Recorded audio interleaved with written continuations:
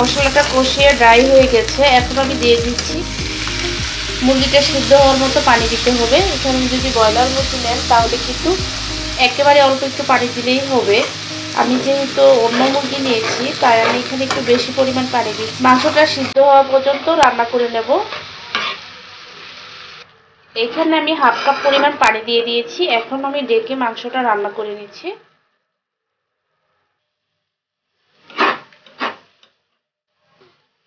চিকেনটা যখন রান্না হয়ে যাবে, প্রায় সব কিছু মোটামুটি সিদ্ধ হয়ে যাবে, তখন আমি দিয়ে দিব সয়া সস। দিয়ে দিচ্ছি 1 টিস্পুন সয়া সস। ভালো করে মিশিয়ে নিচ্ছি।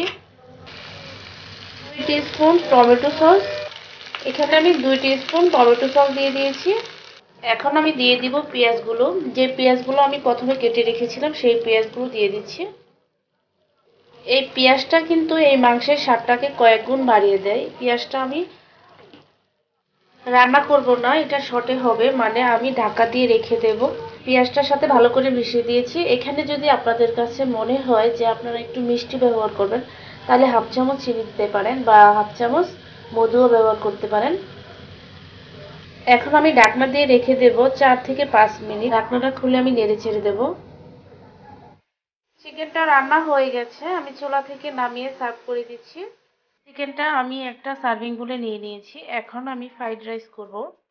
এই চিকেনটা কিন্তু ফ্রাইড রাইস দিয়ে খেতে হয়, আর ফ্রাইড রাইস দিয়ে খেতেই ভালো লাগে। আমি অল্প করে ফ্রাইড রাইস বানিয়ে নিচ্ছি। চুলায় আমি একটা কড়াই বসিয়ে দিয়েছি। দিয়ে দিচ্ছি দিয়ে দিচ্ছি 2 চামচের মতো তেল। তেলটা গরম হয়ে গেছে, দিয়ে দিচ্ছি রসুন কুচি। এখানে আমি ফ্রাইড রাইসটা করতে রসুন কুচি ব্যবহার করছি, কারণ মাংসেতে আমি অনেকটা পেঁয়াজ দিয়েছিলাম। এটার সাথে কিন্তু এই ফ্রাইড রাইসটাই করতে হয় এবং খেতে ভালো লাগে। রসুনটা ভাজা হয়ে গেছে, এখন আমি রাইসটা দিয়ে দিচ্ছি। রাইসটা আমার আগে থেকে রান্না করা ছিল। এখন আমি দিয়ে দিচ্ছি পরিমাণ মতো লবণ। এখানে আমি অল্প একটু লবণ দিয়ে দিচ্ছি। ভেজে নিচ্ছি 2-3 মিনিটের মতো।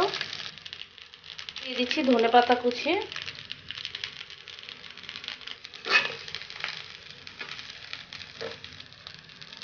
রাইসটা হয়ে গেছে। রাইসটা আমি একটা প্লেটে নিয়ে নিয়েছি। এই রাইসটা দিয়ে চিকেনটা খেতে খুবই ভালো লাগে। আপনারা অবশ্যই বাসায় ট্রাই করবেন। আমাকে কমেন্টস করবেন, ফ্রেন্ডস এবং ফ্যামিলির সাথে ভিডিওটি শেয়ার করবেন এবং অবশ্যই আমার চ্যানেলটি সাবস্ক্রাইব করে আমার পাশে থাকবেন। আল্লাহ হাফেজ।